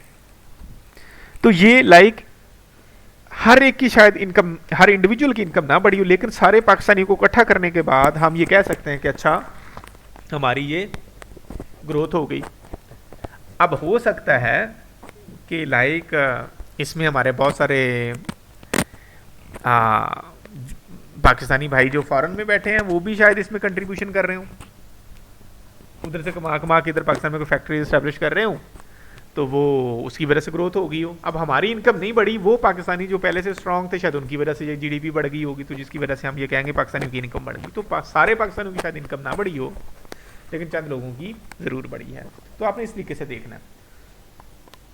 अच्छा, अब हम तो ऑर्गेनाइजेशन के कॉन्टेक्स्ट में ये सारी बातें डिस्कस कर रहे हैं, अब हमने ये इसको लिंक करना है अपनी ऑर्गेनाइजेशन के कॉन्टेक्स्ट में। तो क्या मेरी ऑर्गेनाइजेशन के लिए ये पॉजिटिव चेंज है या नेगेटिव चेंज है? अब सारे अगर पाकिस्तानियों की इनकम बढ़ रही है, लोगों के पास पैसा आ रहा है, जीडीपी बढ़ रही है, ग्रोथ हो रही है, इन्फ्लेशन कम है ग्रोथ के निस्बत, तो हम ये कह सकते हैं कि पाकिस्तानियों के पास पैसा है। अब पैसा है तो इसका मतलब वो एक्सपेंडिचर भी करेंगे, स्पेंड भी करेंगे, उनका स्टैंडर्ड ऑफ लिविंग भी थोड़ा सा बेहतर होगा, वो चीज़ें भी उसको देखें। अब हमने अपनी इंडस्ट्री से उसको लिंक करना है, अपनी इंडस्ट्री को लिंक करके देखें। अच्छा, लोगों के पास अगर इनकम आ रहा है और आप फूड बिजनेस कर रहे हैं तो डेफिनेटली ये लोग फूड बिजनेस लाइक जाएंगे, बाहर होटलिंग करेंगे, अपना लाइक अपने आप को रिवॉर्ड देंगे, पार्टीज होंगी, सेलिब्रेशन होंगी, तो लाइक वो एक पॉजिटिव फेवरेबल फैक्टर है। तो आपके लिए वो इकोनॉमी का इंक्रीज होना एक फेवरेबल फैक्टर है कि अच्छा इकोनॉमी बेहतर हो रही है, कल को नई अपॉर्चुनिटीज आएंगी, हमें बिजनेस एक्सपैंड कर सकते हैं। इकोनॉमी नीचे जा रही है तो आप ज़ाहिर है फिर आपकी स्ट्रेटजी चेंज होगी, आपका गेम प्लान चेंज होगा, आप देखोगे अच्छा इस इकोनॉमी तो नीचे जा रही है, हम क्या करेंगे, फिर आप अपने एग्जिस्टिंग ऑपरेशंस पे फोकस करोगे, और एग्जिस्टिंग ऑपरेशन में भी आप उन फैक्टर को शायद ज़्यादा वैल्यू दोगे जो ज़्यादा आपके लिए फेवरेबल हैं, जो बिजनेस दे रहे हैं, और उन फैक्टर को जो ज़्यादा फेवरेबल नहीं है आप शायद उनको इतनी ज़्यादा फोकस नहीं करोगे। तो ये आपने जीडीपी इस तरह देख लेना है। तो इसी तरह आपने 5 ईयर डेटा लेना है, इसी तरह आप अनएम्प्लॉयमेंट का डेटा लें, इस तरह डॉलर वैल्यू चेंज का डेटा लें 5 साल का, कि 5 सालों में कितना डॉलर बढ़ा है, तो आगे उसकी बेसिस पे फोरकास्ट कर सकते हैं। अब देखें डॉलर का बढ़ना भी, इसका भी हर इंडस्ट्री पे इक्वल इम्पैक्ट नहीं होगा। क्यों? कि कुछ इंडस्ट्रीज में बाहर से रॉ मटेरियल परचेज कर रही हैं, स्पेयर पार्ट्स परचेज कर रही हैं, तो अगर डॉलर बढ़ेगा तो उनकी तो वो क्या होगी कि वो उनकी पार्ट्स की प्राइस बढ़ जाएगी। जब उनकी पार्ट्स की प्राइस बढ़ेगी तो डेफिनेटली उनकी फिनिश प्रोडक्ट की प्राइस भी बढ़ जाएगी। तो आप इसकी एग्जांपल ले लें पाकिस्तान के कॉन्टेक्स्ट में, ऑटोमोबाइल सेक्टर के एक गाड़ी जो कि 19-20 लाख में अवेलेबल थी, से ये सिटी की बात कर लें, तो वो 25-26 लाख पे चली गई। टोयोटा की गाड़ी जो XLI GLI थी, XLI थी वो मेरे ख्याल में 19 लाख के 18-19 लाख के करीब थी, वो अब 26-27 लाख पे चली गई। क्यों? कि वो बहुत सारी चीज़ें बाहर से इंपोर्ट कर रहे हैं और इधर पाकिस्तान में असम्बल करते हैं। डॉलर ने जंप किया तो वो चीज़ें महंगी हो गई, तो जिसकी वजह से उन्होंने अपनी प्रोडक्ट की प्राइस बढ़ा दी। अब ऑटोमोबाइल इंडस्ट्री पे तो सब्सटेंशियल इम्पैक्ट आया, लेकिन बाकी कुछ इंडस्ट्री पे शायद उसका वैसे इम्पैक्ट ना हो। सीमेंट सेक्टर, अब हम देखें सीमेंट की प्राइस शायद पहले भी इतना ही थी और अब भी शायद वही 600-500 के करीब प्रिवेल कर रही है, कोई 19-20 डिफरेंस आया होगा। तो डॉलर वैल्यू इंक्रीज का भी सारी इंडस्ट्री पे इक्वल इम्पैक्ट नहीं है। तो ये आपने अंडरस्टैंड करना है और अपनी इंडस्ट्री से लिंक करना है कि क्या मेरी इंडस्ट्री रॉ मटेरियल बाहर से परचेज कर रही है। अगर बाहर से परचेज कर रही है, डॉलर वैल्यू इंक्रीज करती है, तो डेफिनेटली आपको उसका अनफेवरेबल आपके लिए वो हुआ। लेकिन अगर आप एक्सपोर्ट कर रहे हैं और डॉलर वैल्यू बढ़ जाती है, आप एक्सपोर्ट कर रहे हैं, डॉलर वैल्यू नीचे आ जाती है, यानी कि पाकिस्तान की रुपी के अगेंस्ट डॉलर की वैल्यू बढ़ जाती है, तो इट मीन्स कि अगर पहले 100 रुपए का डॉलर था और आप 1 लाख डॉलर की एक्सपोर्ट कर रहे थे, तो इस मीन आपके पास 1,100 आप कह लेंगे, आप अब इसको थोड़ा सा आप कह लेंगे $10 रुपीज़ का, और आप 1 लाख रुपए 1 लाख डॉलर की सेल कर रहे थे, 10 रुपए का था, तो आपको इट्स मीन आपको 10 लाख की सेल्स हो गई। लेकिन अब डॉलर 20 का हो गया, 20 रुपीज़ का, डबल हो गया। डॉलर में सेल आपकी 1 लाख की है, लेकिन आपको कितने मिल रहे हैं? 20 लाख मिल रहे हैं। अब आपको तो फायदा हो गया। तो अब यही तो बताने का मकसद ये है कि हर डॉलर का जो वैल्यू का फ्लक्चुएट होना, इसका इम्पैक्ट सारी इंडस्ट्री पे इक्वल नहीं है। शायद वो कंपनीज जो इंपोर्ट कर रही हैं उन पे उनका नेगेटिव इम्पैक्ट है, लेकिन वो कंपनीज जो एक्सपोर्ट कर रही हैं उनको इसका बड़ा फायदा है कि अच्छा हुआ डॉलर बाहर और कम हो गया, हमें और ज़्यादा पैसे मिलेंगे। तो तो it has a differential impact. इसी तरह अनएम्प्लॉयमेंट रेट को भी आपने देखना होगा, उसका भी 5 साल डेटा देंगे ताकि आपको सही स्टोरी को अंडरस्टैंड कर रहे हैं कि अच्छा ट्रेंड की तरफ जा रहा है, हम कम कर रहे हैं, नहीं कर रहे हैं, अच्छी डायरेक्शन की तरफ जा रहा है मुल्क या नहीं जा रहा। तो इसका 5 साल डेटा लेना है, जिस तरह कि मैंने टेबल बनाया। तो ईयरली आपने इन्फ्लेशन भी निकालना है। तो अगर अनएम्प्लॉयमेंट है तो उसमें भी आपने अपनी इंडस्ट्री से लिंक करना है। अगर unemployment, it's mean labour available है, सिर्फ लोग हैं जो अनस्किल्डफुल लोग हैं जो फिर रहे हैं। अब आपने देखना है कि क्या मेरी इंडस्ट्री लेबर इंटेंसिव है, क्या मेरी इंडस्ट्री उनको हायर कर सकती है। अगर आपकी इंडस्ट्री में लेबर चाहिए तो वो लेबर शायद 15-20 हज़ार पे, 10-15 हज़ार पे काम करने को बड़ी इजीली तैयार होगी। लेकिन अगर आप यही डेवलप कंट्री में चले जाएं जिधर अनएम्प्लॉयमेंट इतना इशू नहीं है, तो आपको 10-12 हज़ार में आदमी नहीं मिलेगा। क्यों? क्योंकि उनके पास भाई ये लेबर अवेलेबल ही नहीं है, अनएम्प्लॉयमेंट नहीं है। लोग कहते हैं भाई हम इतने में काम नहीं करते। आप देखें बहुत कितने बेचारे पाकिस्तानी हैं जो बाहर में जाके मजदूरियां करती हैं, यूएई में, मिडल ईस्ट में। क्यों? क्योंकि हमारे अनएम्प्लॉयमेंट है। अब और कभी आपको वो वो लोग इस तरह की लेबर करते हुए नजर नहीं आएंगे। क्यों? क्योंकि उधर अनएम्प्लॉयमेंट नहीं है, कम है, तो ये बाहर से लोग जाते हैं। तो इसीलिए अनएम्प्लॉयमेंट को भी आपने अपनी इंडस्ट्री से लिंक करना है कि क्या वो आपके लिए फेवरेबल है या अनफेवरेबल है। तो अगर आपकी लेबर इंटेंसिव इंडस्ट्री है, आपको लेबर चाहिए, तो ये तो बड़ी ब्लेसिंग है कि अनएम्प्लॉयमेंट होगा तो आपको 10 हज़ार में मिल जाएंगे। ये अच्छी बात है या नहीं है, लेकिन ये एक अलग टॉपिक है कि अनएम्प्लॉयमेंट होनी चाहिए या नहीं होनी चाहिए। लेकिन मैं कहता हूँ कि आपकी इंडस्ट्री के कॉन्टेक्स्ट में कह रहा हूँ कि वो अच्छी चीज़ है। ओवरऑल तो देखा जाए तो ये बड़ी एक बुरी चीज़ है कि पाकिस्तान में अनएम्प्लॉयमेंट ना ही हो। दुआ करते हैं अल्लाह करे कि पाकिस्तान में अनएम्प्लॉयमेंट ना हो, सब लोगों को रोज़गार मिले, सब लोगों की अच्छी ज़िंदगी गुजारें, दुआ करते हैं। लेकिन मैं सिर्फ इंडस्ट्री के कॉन्टेक्स्ट में कह रहा हूँ कि अगर अनएम्प्लॉयमेंट है तो कुछ इंडस्ट्रीज़ के लिए वो भी एक पॉजिटिव चीज़ है, क्योंकि उनको लेबर चीप पड़ रही है। तो ये आपने इस तरीके से आपने एनालिसिस करने के बाद आपने 2 पैराग्राफ लिखने हैं, जिस असेस करने के बाद कि अच्छा पाकिस्तान की इकोनॉमी बेहतर हो रही है, नहीं हो रही, नीचे जा रही है, ऊपर जा रही है, क्यों जा रही है, there must be certain logical arguments. और फिर उसके बाद आपने देखना कि अच्छा ये फेवरेबल है आपकी उसके लिए, आपकी फर्म के लिए या नहीं। तो आपने बेसिकली इस तरीके से आपने इसको लेके चलना है। और भी बहुत सारे फैक्टर्स हैं, इकोनॉमिक वेरिएबल, जिस तरह के आप देख लें, इंपोर्ट एक्सपोर्ट्स का देख लें आप, जनाब प्राइस फ्लक्चुएशन जिस तरह हमने कहा, आप टैक्स रेट देखें कितने हैं, आप कंजम्पशन पैटर्न देख लें, अनएम्प्लॉयमेंट देख लें, इंटरेस्ट रेट देख लें। इसी तरह अगर इंटरेस्ट रेट बढ़ता है तो फिर इसको भी 5 साल में देखें। अब इंटरेस्ट रेट अगर बढ़ जाए से, तो इसका मतलब है इंटरेस्ट रेट बढ़ा तो वो कंपनीज जो बैंक से बारो करना चाहती हैं और अपना बिजनेस एस्टेब्लिश करना चाहती हैं, तो वो जो कैपिटल है उसकी कॉस्ट तो बढ़ गई ना। अगर अगर 10% पे अगर इंटरेस्ट रेट था, तो अगर कंपनी 1 लाख बारो कर रही है तो उन्हें साल का जस्ट 10,000 पे करना पड़ता है। अगर इंटरेस्ट रेट 10 से 20 हो गया तो इट्स मीन उन्हें 1 लाख का 20,000 पे करना पड़ेगा। तो अब इससे क्या हुआ कि वो जो कैपिटल कंपनी को चाहिए अपनी एक्सपेंशन के लिए, वो उसको महंगा हो जाएगा। तो इसी तरीके से आपने इन चीज़ों को एनालाइज करना है और आपने अपनी इंडस्ट्री से लिंक करना है, देखना है कि क्या इसका फेवरेबल इम्पैक्ट आ रहा है या अनफेवरेबल आ रहा है। फेवरेबल है तो अपॉर्चुनिटी के कैटेगरी में डाल देना नेक्स्ट एनालिसिस में, अगर नहीं है तो देन उसमें अपना लाइक थ्रेट्स में डाल देना। तो like in this way you can analyse your economic variable. तो मेरे ख्याल में इसको आपको समझ आया होगा इकोनॉमिक। अब हम अगला वेरिएबल को डिस्कस करते हैं, social cultural and demographic factor. इन चीज़ों का भी मैंने कहा ना कि जो भी एक्सटर्नल फैक्टर्स हैं इनका इम्पैक्ट आपकी मार्केटिंग मिक्स पे होगा। और मार्केटिंग मिक्स में बेसिकली क्या, आपकी प्रोडक्ट्स, आपकी प्लेसिंग, डिस्ट्रीब्यूशन स्ट्रेटजीज आपकी चेंज होगी। आप देखा नहीं कि वो फूड बिजनेस, अब डिस्ट्रीब्यूशन स्ट्रेटजी, पहले हम खुद रेस्टोरेंट्स में जाते थे और यानी कि ईट आउट करते थे। अब क्या हो रहा है, हम घर में बैठे और ऑर्डर कर देते हैं। अब होटल को, रेस्टोरेंट्स को क्या हुआ कि अपनी डिस्ट्रीब्यूशन स्ट्रेटजी चेंज करना पड़ी। पहले वो अपना आउटलेट बना के बैठते थे, अपना सेटअप क्रिएट करते थे और हम सारे उधर जाते थे और विजिट करते थे। अब हमने क्या किया, अब इस सिचुएशन की वजह से इंडस्ट्री को अपनी डिस्ट्रीब्यूशन स्ट्रेटजी चेंज करना पड़ रही है कि वो अब कहते हैं कि आप घर में बैठे हैं और हम जी ना आप होम डिलीवरी आपको देंगे। तो like they have to change their strategy. तो इट्स मीन एक्सटर्नल एनवायरनमेंट का आपके ऑपरेशंस पे बड़ा इम्पैक्ट है। अब उसमें आपने अब देखिए social cultural and demographic factors को आपने बड़े अच्छे तरीके से अंडरस्टैंड करना। पहली चीज़ है तो आप डेमोग्राफिक फैक्टर्स देख लें।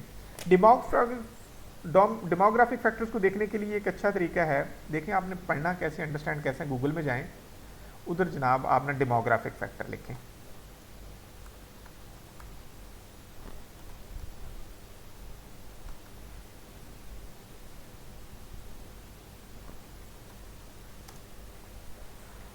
अच्छा, अब डेमोग्राफिक फैक्टर्स में क्या आता है जी, एज कितना है, सेक्स कितना है, एजुकेशनल लेवल कितना है, इनकम लेवल कितना है, मैरिटल स्टेटस कितना है, ऑक्यूपेशन कितना है, रिलीजन कितना है, birth day, death rate, average size of the family, average age in the marriage life. अब देखिए कितने सारे वेरिएबल आपके पास आ गए। अब आपने लाजमी नहीं कि इन सारे वेरिएबल्स को आप अपनी रिसर्च में लेके आए, अब लेकिन अब आपने देखना है कि आपकी इंडस्ट्री के हिसाब से आप कोई बेबी प्रोडक्ट बना रहे हैं, तो अब आप अगर बेबी प्रोडक्ट बना रहे हैं तो आपको मेरे ख्याल में ये अंदाज़ा लगाना बड़ा ज़रूरी है कि पाकिस्तान में कितने बेबीज़ हैं और पाकिस्तान में एवरेज बर्थ रेट बेबी का कितना है और एवरेज डेथ रेट कितना है बेबी का। अब आपके लिए वो जानना ज़रूरी है। अब इसी तरह आप कोई बुज़ुर्गों के लिए प्रोडक्ट बना रहे हो तो अब आपको ये जानना ज़रूरी है कि पाकिस्तान में बुज़ुर्ग कितने हैं और हर साल कितने लोग बुज़ुर्ग बन जाएंगे अगले 10 सालों में, ये जानना ज़रूरी है। अगर आप कोई फेमिनिन प्रोडक्ट बना रहे हैं, फीमेल के लिए कोई प्रोडक्ट बना रहे हैं और फीमेल के लिए पार्टिकुलरली कोई डिज़ाइनिंग की, कोई इनोवेशन की प्रोडक्ट बना रहे हैं, बड़ी लाइक आप कोई फैशनेबल प्रोडक्ट बना रहे हैं, तो इट्स मीन अब फीमेल, सारी फीमेल देखें कि पूरी फीमेल कितनी है पाकिस्तान में और पाकिस्तान फीमेल में वो सेगमेंट कितना है जिसके लिए आप प्रोडक्ट बना रहे हो। तो अब आपको डिफरेंट ग्रुप को देखना पड़ेगा अपनी इंडस्ट्री के हिसाब से, अपनी कंपनी के हिसाब से। तो कहने का मकसद ये है कि जो चीज़ें आपकी इंडस्ट्री से रेलिवेंट हों उसका आपने देखा। आपने देखेंगे अच्छा जी हमारे पाकिस्तान में इतनी पॉपुलेशन है, उसमें इतने मेल हैं और उसमें इतने फीमेल हैं, वो ग्रुपिंग हो जाएगी। फिर देन आप उसमें देखेंगे अच्छा पाकिस्तान में 48% फीमेल है और उनमें से इतनी फीमेल ऐसी हैं जो इस कैटेगरी में फॉल करती हैं। अब उस कैटेगरी में फॉल करने वाली सारी फीमेल आपकी कस्टमर नहीं हो सकती, उसमें भी आप देखोगे एरिया वाइज, आप देखोगे कि इस एरिया में कितनी फीमेल है, क्योंकि जिनके लिए आप प्रोडक्ट बना रहे हैं तो आपने उस हिसाब से प्लानिंग करनी है। तो लाइक इस तरीके से आपने एनालिसिस करना है और आपने ये बताना है कि अच्छा हम जी एक बड़ी फैशनेबल किस्म की प्रोडक्ट और एक्सपेंसिव प्रोडक्ट बना रहे हैं।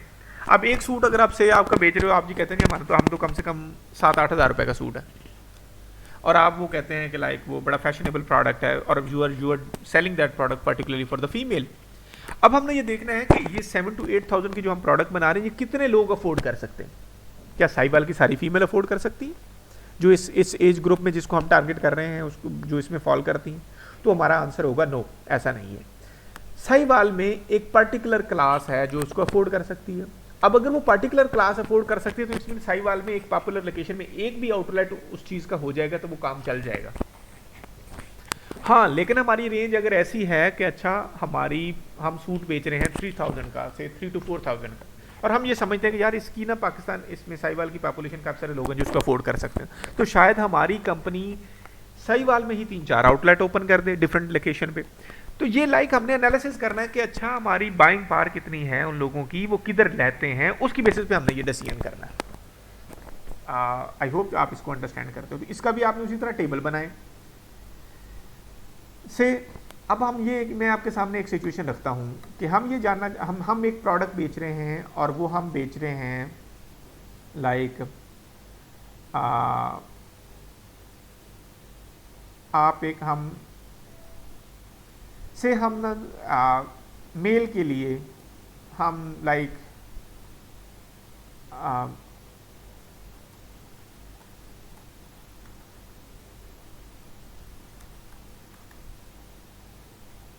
3 पीस सूट सेल कर रहे हैं और हमारी रेंज जो है हम बेच रहे हैं से 8 to 10,000 का एक सूट हम बेच रहे हैं रुपीज़ का। वैसे तो इसकी कॉस्ट ज़्यादा होती है अच्छी ब्रांडेड शॉप्स की, लेकिन हम नॉर्मली चले कह रहे हैं कि हम 8 to 10,000 का हमारा ना हम मेल के लिए। अब हमने ये देखना है कि मेल पॉपुलेशन कितनी है, तो हम इसी तरह हम ना एनालिसिस करेंगे पूरे पाकिस्तान का। हम लिख लेते हैं इसमें लाइक अगर शायद हमें मिल जाए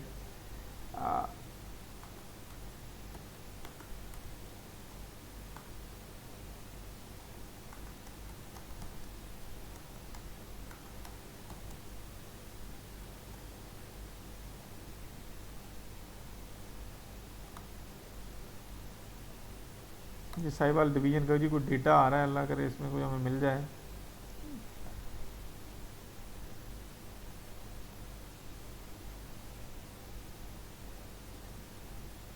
अच्छा जी, वो कहता है जी पाकिस्तान में ये डेटा है। लो जी साहिवाल का डेटा आ गया, ये और भी अच्छा हो गया हमारे पास।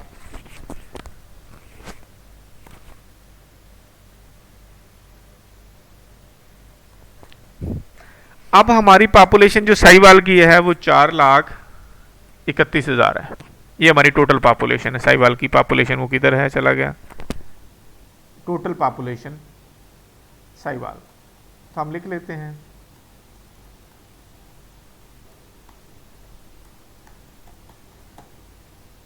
हमारी है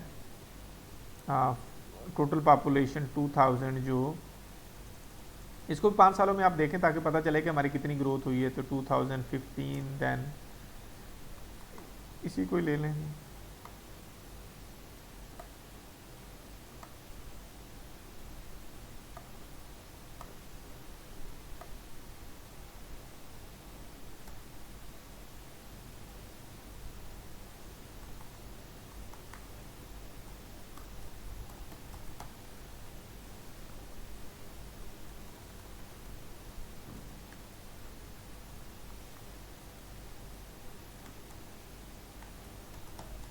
तो हमारे पास 2020 में शायद वो लेटेस्ट जो हमारे पास पॉपुलेशन है उसको और भी आप ड्रैग कर लें, आगे भी कर लें इस चीज़ को ताकि समझ लें, बस अंडरस्टैंड कर पाएँ कि हम 2020 में वो बता रहा है कि मेरे ख्याल में 4,31,000 पीपल आर लिविंग इन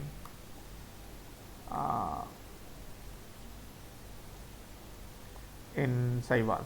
अच्छा ये जी उन्होंने पॉपुलेशन बता दी। अब उसको उन्होंने आगे भी बता दिया कि जिस रेशो से बढ़ रही है पॉपुलेशन, तो 21 में इतनी हो जाएगी, 22 में इतनी, तो इस रेशो से आगे उन्होंने साहिवाल डिवीजन का मैप भी उन्होंने दे दिया कि साहिवाल की पॉपुलेशन कितनी है। अब इसमें पॉपुलेशन अर्बन एरिया, जो अर्बन एरिया की पॉपुलेशन वो 4,30,000 है और 37,000 ये है। ये 19 की है मेरे ख्याल में पॉपुलेशन ना।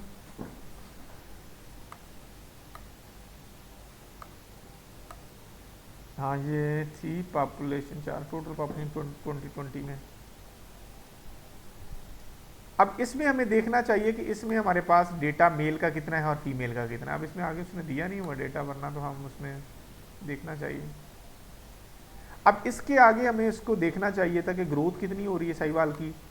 हमें पता चल गया कि एवरेज ग्रोथ पाकिस्तान में इतनी है। अब उसमें हमें फर्दर देखना चाहिए कि इसमें मेल कितने हैं और फीमेल कितने हैं।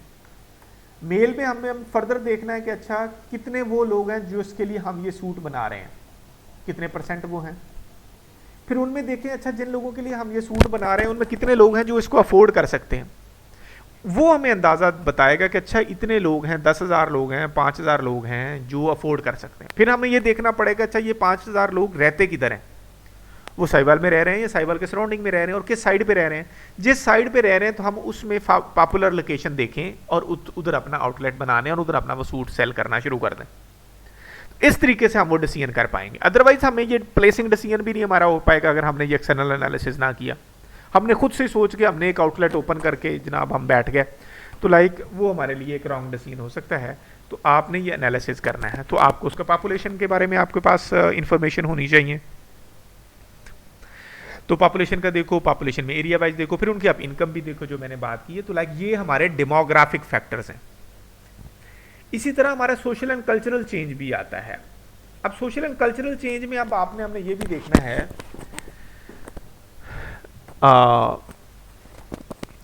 कि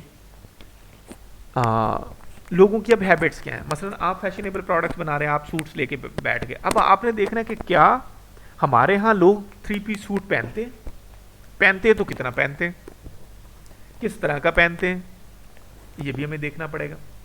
अब हम हर एक बच्चे अपनी पॉपुलेशन को देख, साहिवाल की पॉपुलेशन के देखने के बाद हम सिर्फ उनको ट्राउज़र और शर्ट ऑफर नहीं कर सकते कि हम कहेंगे ये टी शर्ट पहने और जनाब ये ट्राउज़र आप लें और जनाब बाय करें, ऐसा नहीं होगा। हमारे यहाँ एक अपना एक कल्चर है, हम शलवार कमीज़ पहनते हैं और उसमें भी एक ख़ास किस्म का स्टाइल है, हम वो यूज़ करते हैं। तो लाइक ये हमारे कुछ सोशल ट्रेडिशंस हैं, चेंजेस हैं, कल्चर्स हैं। अब हम उसके लाइक ऐसा नहीं हो सकता कि हम उनका हाफ स्लीव्स बना दें मेल कम्युनिटी के, ऐसा फैशन लेके आ जाएं, वो भी नहीं चलेगा साहिवाल में, क्योंकि हमारे खास ट्रेडिशन है, कल्चर है, जिस तरह के हम चल रही हैं चीज़ें। तो आपने सोशल एंड कल्चरल चेंजेस को भी ऑब्जर्व करना है। अब इसमें लाखों चेंजेस हो रही होती हैं सोसाइटी में कि हम खाना कैसे खाते हैं, खाने का टेस्ट क्या होता है, पकाते क्या हैं, मोस्टली क्या चीज़ें खाई जाती हैं, सेलिब्रेशन के हमारे अपना स्टाइल है, फ्यूनरल जो हमारी सर्विसेज होती हैं उसमें हम एक ख़ास तरीके से उसको लाइक ऑब्जर्व करते हैं, फिर फ्यूनरल ट्रेडिशंस को। इस तरह डेथ सेरेमनीज़ हैं, हम उनको ख़ास तरीके से ऑब्जर्व करते हैं। इसी तरह जो हमारी लाइक मेमोरेबल सेरेमनीज़ हैं, पर्टिकुलरली हम मैरिजेज इवेंट्स जो हैं, तो like we celebrate in a particular way. अब उसमें हमने हमारे 2-4-5 फंक्शन रखे होते हैं और 2-4-5 फंक्शन में भी हमारी अपनी एक ट्रेडिशंस हैं जिसको हम माइंड में रख के ये डिसीजन करते हैं। तो आपने ये बहुत सारी चेंजेस हो सकते हैं। इसी तरह हम लोगों से, दोस्तों से कैसे मिलते हैं, हम कैसे बिहेव करते हैं, हम लोगों को खाना कैसे खिलाते हैं, खाते क्या हैं, रेस्टोरेंट में जाके क्या ईटिंग हमारी पैटर्न्स हैं, पहनते क्या हैं, घरों में हम फर्नीचर कैसा यूज़ करते हैं, टेबल्स कैसे यूज़ करते हैं, घरों का स्टाइल क्या है, या like these are social changes, social factors. लेकिन सारे फैक्टर्स आपके लिए इंपॉर्टेंट नहीं हैं, सारे फैक्टर्स को आप माइंड में नहीं ला सकते, यही तो आपको बताना है। अब आपने सिर्फ उन फैक्टर्स को लिखना है अपने सामने जो आप से रेलेवेंट हो, आपकी ऑर्गेनाइजेशन से रेलेवेंट हो। अब मसलन आप रेस्टोरेंट इंडस्ट्री में काम कर रहे हो, तो आपसे जो रेलेवेंट फैक्टर हो सकते हैं कि आप ये देखें कि लोग क्या खाते हैं, अच्छा जो खाते हैं उनका टेस्ट कैसा है, किस तरह का टेस्ट पसंद करते हैं, क्या चीज़ें ज़्यादा खाते हैं, चिकन ज़्यादा खाते हैं, मटन ज़्यादा खाते हैं, बीफ खाते हैं, दाल खाते हैं, सब्जी खाते हैं, उसमें फर्दर पराठे यूज़ करते हैं, क्या खाते हैं, लाइक उसी तरह की सर्विसेज फिर आपको ऑफर करना है, उसी तरह का टेस्ट ऑफर करने की कोशिश करनी चाहिए। फिर ये देखना होगा अच्छा लोग घरों में बैठ के खाना चाहते हैं या रेस्टोरेंट में जाना चाहते हैं, रेस्टोरेंट्स में किधर बैठ के प्रेफर करते हैं, किस तरह की पॉपुलेशन आती है जो बाहर खाना खाती है। तो लाइक फिर आपको इस तरह की इन्फॉर्मेशन होगी तो फिर आप एक सही इन्फॉर्मेशन, आप सही डिसीजन कर सकते हो। और वो इन्फॉर्मेशन कहाँ से आएगी, वो इसी तरह की सोर्सेज से आएगी। अगर आपको क्लियर ही नहीं है कि मैंने कौन सी इन्फॉर्मेशन लेनी है, तो पता चले आप बहुत सारी इन्फॉर्मेशन इकट्ठी करके बैठे हैं और कोई भी इन्फॉर्मेशन आपसे रेलिवेंट ना हो। और अगर कोई रेलिवेंट नहीं है तो इतनी सारी एक्सरसाइज करने का क्या फ़ायदा। तो जब तक आपकी ये क्लियर नहीं होगा कि आपका प्लान क्या है, आप क्या करना चाहते हो, तो शायद हम ये डिसीजन नहीं कर पाएंगे, हम ये लाइक हमारा एक्सटर्नल एनालिसिस यूजलेस होगा। तो जो भी आपने करनी है उसको एक्सेल में लिखते चले जाएं, देन उसके बारे में 2-4 पैराग्राफ उसके बारे में लिखेंगे। अच्छा पाकिस्तान में ओके साहिवाल की पॉपुलेशन 2018 में 14 में जी जनाब ये थी से हम अज्यूम कर लेते हैं, आई डोंट नो ये पॉपुलेशन थी 2014 में, शायद इधर लिखी भी होगी, हम लिख लेते हैं कि 2014 में 356,000 थी, 356,000 पॉपुलेशन थी। अब कितनी, तो हम कहने का अच्छा 2014 में जो पॉपुलेशन 356,000 थी, जो कि अब बढ़ के 431,000 हो चुकी है, और इन सालों में तकरीबन इतने परसेंट इंक्रीज हुआ है, एवरेज इंक्रीज। तो मैं इसमें अगर एवरेज इंक्रीज देखूं तो ये बनेगा this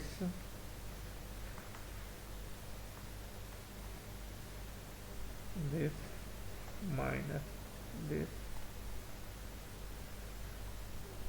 divided by this whole divided bye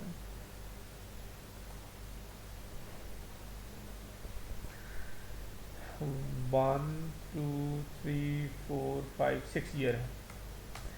तो 6 सालों में तकरीबन हमारी पॉपुलेशन जो 3% बढ़ी है, एवरेज की बात कर रहा हूँ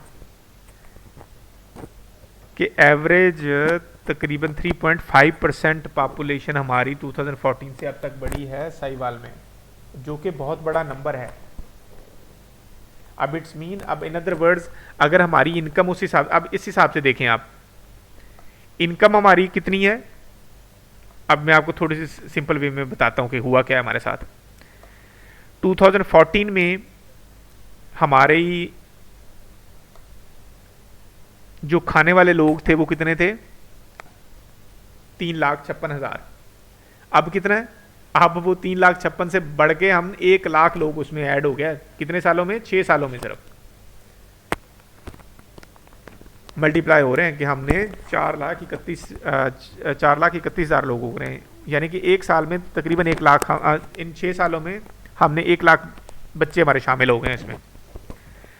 अब देखें, इनकम हमारी उस रेशो से नहीं बढ़ रही, इनकम हमारी बढ़ रही है पाकिस्तानियों की ओवरऑल 5.2%। इतना इन्फ्लेशन में चला जाता है तो हमारी, इट मीन्स हमारी हर साल इनकम कितनी बढ़ रही है, 1% से भी कम। और हमारे बच्चे कितने बढ़ रहे हैं, किस रेशो से, 3.5% से। इट्स मीन वो जो अमाउंट, मसलन हमारे पास 10,000 रुपए थे 5 बच्चों के लिए खाने के लिए 2014 में, अब शायद हो सकता है कि अब हमारे पास 11,000 रुपए हो, लेकिन वो 8 बच्चों के लिए हो खाने के लिए। अब 11 में तो 8 बच्चे नहीं खा सकते। अब पहले इट्स मीन कि अगर 10,000 थे तो 4 बच्चे थे, अब अगर 11,000 है तो पता चले 5 बच्चे हैं, तो 5 पहले एक बच्चे को तकरीबन 2,500 रुपीज आ रहा था। अब क्या हुआ, 5 बच्चों की वजह से, तो आप उसको डिवाइड करें, 11,000 डिवाइडेड बाय 5, अब एक बच्चे को कितना आ रहा है, 2,200 रुपए 5 सालों में।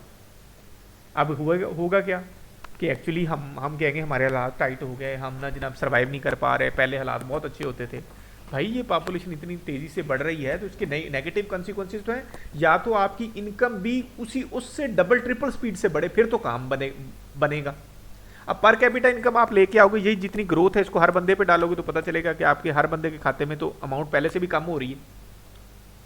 तो this is that's what we need to understand कि हमारे हालात क्यों नहीं बेहतर हो पा रहे हैं। तो एक तरफ हमारी पॉपुलेशन हमने स्पीड लगाई हुई है और दूसरी तरफ हमारी ग्रोथ वैसी मिल नहीं रही, तो फिर क्या हो रहा है कि हमारे हालात दिन ब दिन नीचे जा रहे हैं। आप लोगों से बात करें वो कहेंगे हमारा अब गुजारा नहीं होता। पहले ये होता था कि एक बंदा अर्न करने वाला होता था, 10 फैमिली मेंबर उस पर रिलाई करते थे। अब हो रहा है कि सर्वाइवल मुश्किल है, करके सारे लोग अर्न कर रहे हैं, इवन देन सर्वाइवल मुश्किल है। तो अब ये सारी बातें बताने का मकसद ये है कि जब तक आप रेलिवेंट इंफॉर्मेशन को इकट्ठा नहीं करोगे और उनको सिंथेसाइज नहीं करोगे तो आप शायद अपना फ्यूचर का गेम प्लान डिवाइस नहीं कर सकोगे। तो इसलिए ये ज़रूरी है कि आप अपना फ्यूचर का गेम प्लान भी डिवाइस करें, और डिवाइस करने के लिए आपको प्रॉपर एनालिसिस होना चाहिए। तो इस तरह डेमोग्राफिक पहले मैंने बताया, फिर मैंने आपको कल्चरल चीज़ें बताई, और कल्चर में भी मैंने वो बताया social change, social and cultural change, कि आपने वो इन्फॉर्मेशन लेनी है जो आपसे रेलिवेंट हो। मसलन आप स्कूल रन कर रहे हैं, तो स्कूल रन करने के लिए अब आपको देखना होगा आपको कौन सी इन्फॉर्मेशन चाहिए। आपको ये देखना है कि कौन से बच्चे स्कूल गोइंग है, स्कूल गोइंग एज कौन सी है, तो आप उस एज का डेटा लें। अब साहिवाल में स्कूल ओपन करें तो साहिवाल का डेटा लें कि साहिवाल में स्कूल गोइंग बच्चे कितने हैं। अगर सिर्फ मेल के लिए तो सिर्फ मेल पॉपुलेशन लें, अगर दोनों के लिए तो फिर मेल और फीमेल दोनों बच्चों की पॉपुलेशन आप लें। फिर उनमें देखें कि अच्छा ये ज्यादा बच्चे हैं किधर, किस एरिया में है, फिर आप देखें क्या उधर स्कूल है या नहीं। अगर नहीं है तो आप ओपन कर लें, अगर है ऑलरेडी है तो फिर ऐसी जगह देखें जिधर आप बच्चे भी ज़्यादा हों और स्कूल भी ना हो।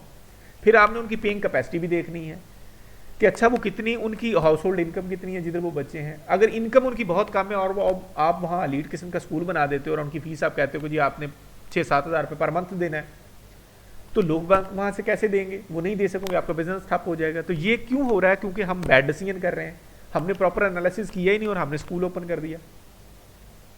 और इसी तरह अगर आपने स्कूल ओपन किया है तो अब उधर आपने केजी ऑफर करना है, 1 क्लास ऑफर करना है, 2 क्लास ऑफर करना है, आपने कॉलेज ओपन करना है, तो जब तक आपके पास ये डेटा नहीं होगा कि स्कूल गोइंग बच्चे कितने हैं, कॉलेज पास आउट बच्चे कितने हैं, स्कूल पास आउट बच्चे कितने हैं, तो हम ये डिसीजन कर ही नहीं सकते, तो हमारा रॉन्ग डिसीजन होगा।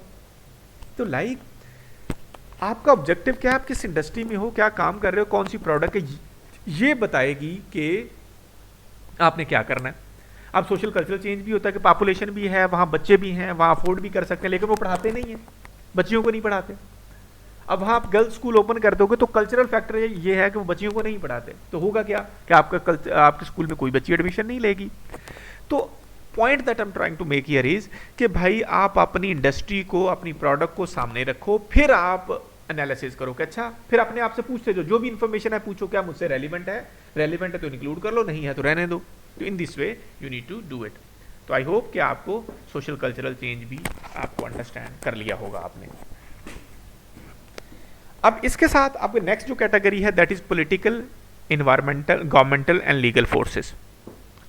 अब इसको इन शॉर्ट आपने ये कर लेना है कि वो तमाम लॉज ही कर लें। गवर्नमेंटल फैक्टर कुछ चीज़ें ऐसी होती हैं कि जिसको ना गवर्नमेंट ने अभी लॉ में नहीं बनाया होता, लेकिन गवर्नमेंट उसके बारे में बड़ा पॉजिटिव सांस रखती है कि ये ऐसा होना चाहिए। मसलन ट्रीज प्लांटेशन, इतना बड़ा एक गवर्नमेंट ने कहा बिलियन ट्रीज पहले लगाए हैं और आप मजीद 4-5 बिलियन ट्रीज लगाने का प्लान रखती है वो गवर्नमेंट पाकिस्तान की। तो लाइक ये एक अभी लॉ नहीं बनाया, आपको किसी ने नहीं कहा कि आप पौधे लगाएं, लेकिन एक इस पर डिबेट होती है कि अच्छा हम ऐसा करने जा रहे हैं।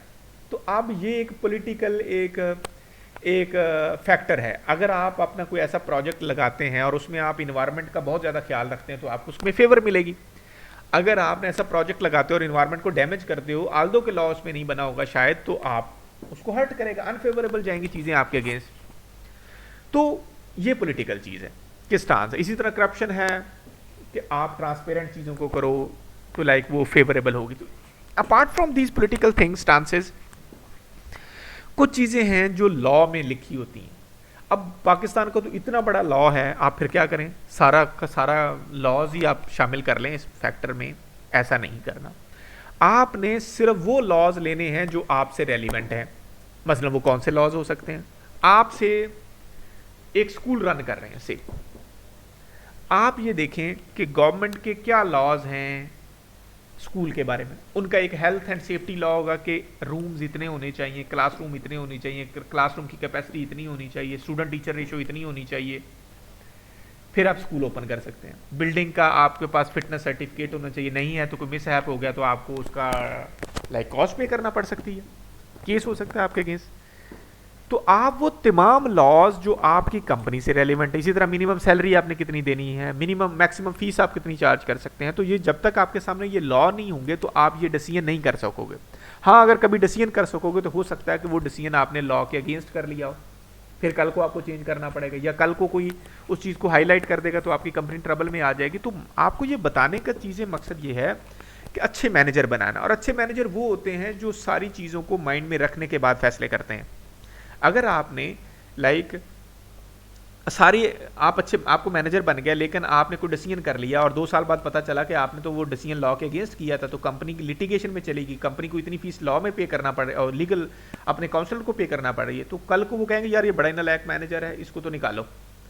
तो वो जॉब से एक आदमी फारिग हो रहा है अपने एक बैड डिसीजन की वजह से। तो आपने कंपनी के लिए अच्छे मैनेजर साबित होना, और अच्छे मैनेजर वो होते हैं जो कंपनी के रिसोर्सेज को सेव करते हैं, और कंपनी को रिसोर्सेज को सेव करने के लिए आपको इन्वायरमेंट की स्टडी का होना बहुत ज़रूरी है। तो इसलिए आपने क्या करना है, आपने वो तमाम लॉज जो आपकी कंपनी से रेलिवेंट है किसी भी तरीके से, एम्प्लॉयज़ के सिलसिले से, एम्प्लॉयज़ की सैलरी के रिगार्डिंग, एम्प्लॉयज़ की हेल्थ एंड सेफ्टी के बारे में, एम्प्लॉयज़ की ट्रेनिंग के बारे में, एनुअल रिपोर्ट के पब्लिश करने के बारे में, हेल्थ एंड सेफ्टी के बारे में, प्रोडक्ट की सेफ्टी के बारे में, इन्वायरमेंट की सेफ्टी के बारे में, वेस्ट की हैंडलिंग के बारे में, इन्वायरमेंटल प्रोटेक्शन के बारे में, एम्प्लॉयज़ के राइट्स के बारे में, कंज्यूमर राइट्स के बारे में, कंज्यूमर प्रोटेक्शन के बारे में, लाइक वो तमाम लॉज आप लिख लें। टैक्स आपने देना है, वो कितने लॉज हैं, आपने एनओसीज लेने, किन किन डिपार्टमेंट से लेने, वो सारे लिखे होने चाहिए। वो जब सारी चीज़ें लिखी होंगी तो फिर आप सामने लिखते चले जाओ हर लॉ के, ये अच्छा ये लॉ कौन सा है। आप उसमें लिखो कि according to environmental protection act 1997। अच्छा ये एक्ट है तो ये चाहता क्या है, वो लिख दें कि ये लॉ ये चाहता है हमसे। इस तरह सैलरीज एक्ट 2019 अमेंडेड इन से 2020 के, आपने हर लेबर को से 17,000 पे करना है, 15,000 पे करना है मिनिमम रिक्वायरमेंट। अब वो सारे लॉज लिख लें, फिर अपने आप को उनसे कंपैरिजन करें कि क्या हम ये लॉ के साथ कंप्लाई कर रहे हैं। अगर हम कंप्लाई कर रहे हैं तो ठीक है, अगर नहीं कर रहे तो वो हमारे लिए थ्रेट है। आज नहीं तो कल, कल नहीं तो परसों हमें उसकी कॉस्ट पे करना पड़ेगी। कोई भी लिटिगेशन में चला गया तो हमें उसकी कॉस्ट पे करना पड़ेगी। तो इस तरीके से आप लॉ को कंसीडर कर सकते हैं, ये हमारे लिए थ्रेट है, तो आपने उन थ्रेट से बचना है। तो लॉ के रिगार्डिंग आपने तमाम लॉज को लिख लेना है। तो लिखना कैसे है, मैं उसके लिए एक आपको थोड़ा सा लिखना भी बता देता हूं, ताकि ना आपको ये चीजें आनी चाहिए। आप और प्रेजेंटेशन बड़ी मैटर करती है दुनिया में। तो आप एक टेबल बना लें, टेबल में आप कॉलम इंसर्ट कर लें, insert and then say table column, अब सीरियल नंबर लिखें से सीरियल नंबर एक्ट और like requirement and then status या रिमार्क्स कर लें जो भी। आपने कहा जी अच्छा जी ये मेरी कंपनी से रिगार्डिंग जी पहला एक्ट है, मैं कहता हूँ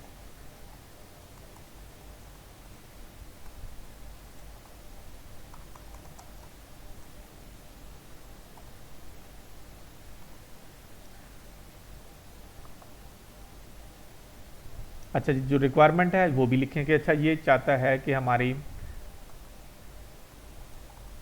प्रोटेक्शन ऑफ इन्वायरमेंट एंड से like and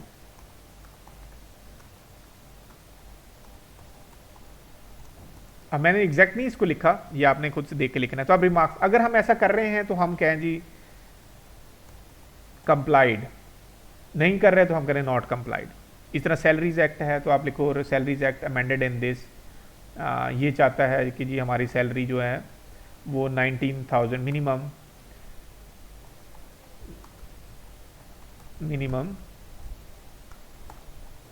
minimum ji rupees salary जो होनी चाहिए वो 16,000 पर पर्सन होनी चाहिए लेबर की, ब्रैकेट में लिखने के जी लेबर की होनी चाहिए। अब हम दे रहे हैं से 14, या इधर एक्चुअल भी लिख लें जो भी करना है। अब हम 14,000 दे रहे हैं तो हम इधर लिख लें नॉट कंप्लाइड।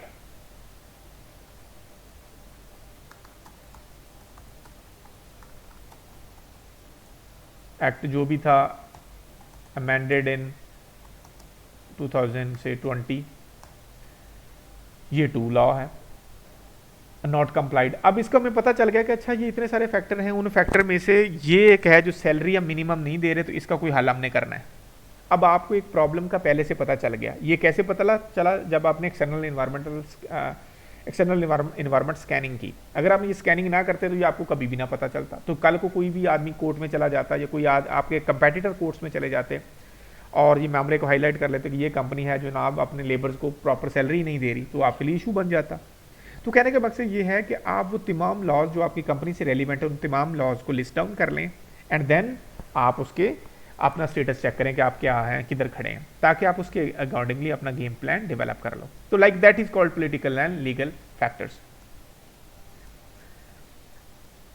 इस तरह टेक्नोलॉजिकल फोर्सेस। अब टेक्नोलॉजी फोर्सेस के लिए ये भी एक बड़ा इंटरेस्टिंग चीज है। इसमें भी आप ना कुछ ना लाइक लिख लें, ये बातें मेरी ना नोट कर लें। और टेक्नोलॉजी में भी आपने ना देखना है अपनी कंट्री के हिसाब से, अपनी इंडस्ट्री के हिसाब से। अब उसमें आप देखें कि 3G 4G users, 3G/4G users इन पाकिस्तान कितने हो गए। अगर पाकिस्तान में 3G 4G यूजर्स बढ़ रहे हैं, इसका मतलब लोग टेक्नोलॉजी यूज कर रहे हैं।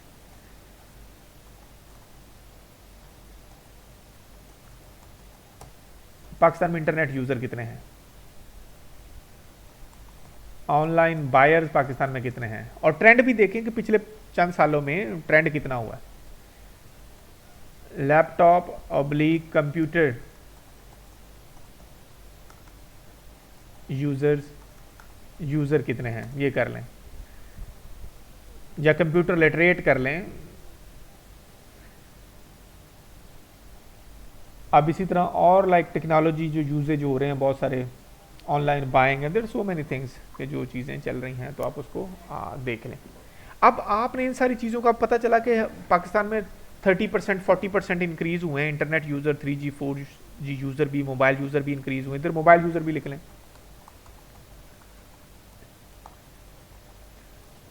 तो ऑनलाइन आप लाइक कंप्यूटर एजुकेशन की बात कर लें, कंप्यूटर एजुकेशन कितनी हुई है, लाइक ये सारे जो भी आपने करने प्लान कर लें। अच्छा, अब हेलो वर्क काम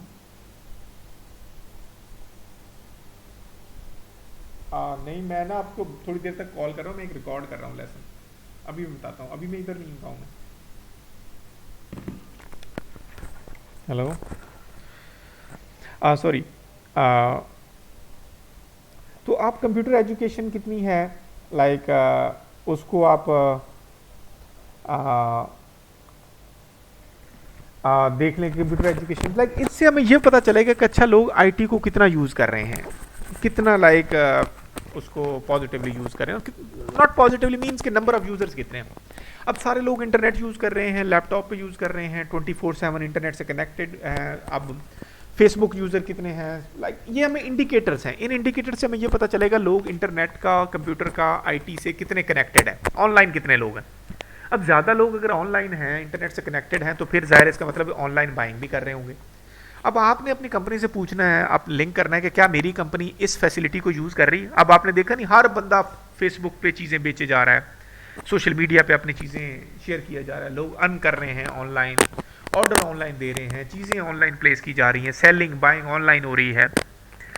तो लाइक ये क्या है, अब आपने अपनी कंपनी से पूछना है, अपने आप को उससे पूछना है कि क्या मेरी कंपनी ऐसा कर रही है। अगर तो वो कर रही है तो बहुत अच्छी बात है, ऑलरेडी कंप्लाइड। अगर नहीं कर रही तो ये एक अपॉर्चुनिटी है, आप इसको अपॉर्चुनिटी के उसमें कॉलम में लिख सकते हो कि अच्छा ये कल को ऑनलाइन लोग बाय करेंगे, तो उसको आप एक अपॉर्चुनिटी में एक कंसीडर उसको कर सकते हो।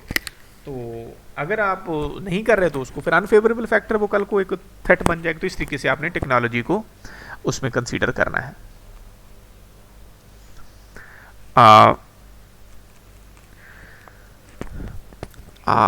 ओके, नेक्स्ट सेक्शन में हम इंशाल्लाह कंपैरेटिव फोर्सेस और इसका जो फर्दर ईएफई मैट्रिक्स और अदर मैट्रिक्स हम उसको इंशाल्लाह डिस्कस करेंगे। तो आई होप कि आपने ये सेशन एंजॉय किया होगा और आपको चीज़ें समझ आई होंगी। तो इंशाल्लाह नेक्स्ट सेशन में सून ही उसको अपलोड करूँगा। वो इंशाल्लाह बाकी जो ईएफई मैट्रिक्स और इंटरनल फैक्टर मैट्रिक्स है, इंटरनल वैल्यूएशन मैट्रिक्स है और एक्सटर्नल वैल्यूएशन मैट्रिक्स है, हम वो उसको डिटेल में डिस्कस करेंगे। We will also discuss comparative forces. So thank you very much.